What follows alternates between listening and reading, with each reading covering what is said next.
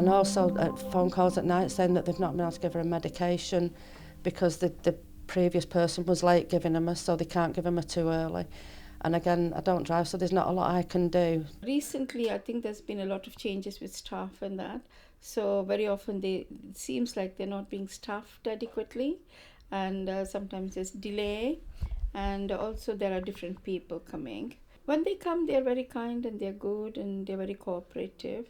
But sometimes if they turn up late, it upsets the whole day because I've got both of them to care for and plan my day.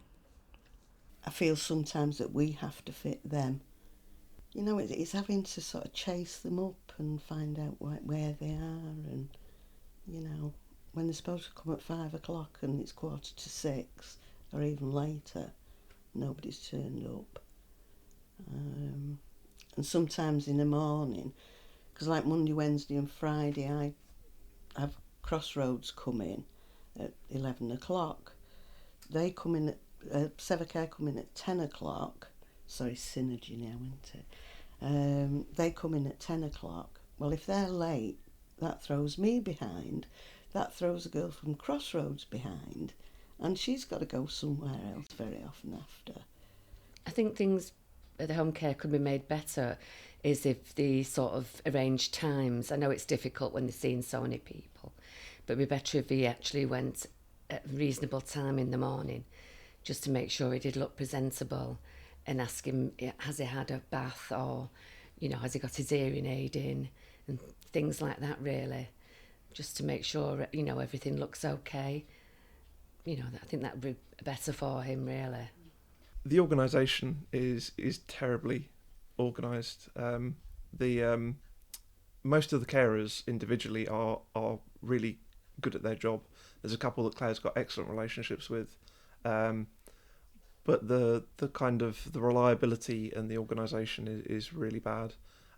We've had care reviews where we've had someone from the home care support and someone from the council in.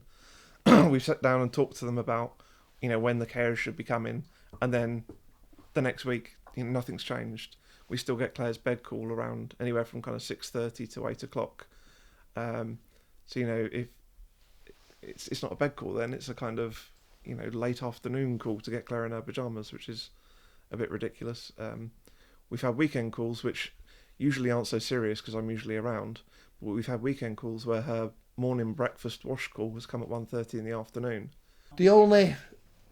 Probably the only bad bit, and it's sometimes when she's having a medication, it's the gaps. I think there's supposed to be a 4-hour gap between the medication. On the odd occasion, sometimes it's given a bit too early. By the time she's had her tablets and she's had her breakfast, it's getting on for about 7:15. Then she sits in bed and waits for someone to come to get her up. Now this is okay, except that sometimes they don't arrive until about 8:30, which is a bit annoying when I've got up at 6 o'clock.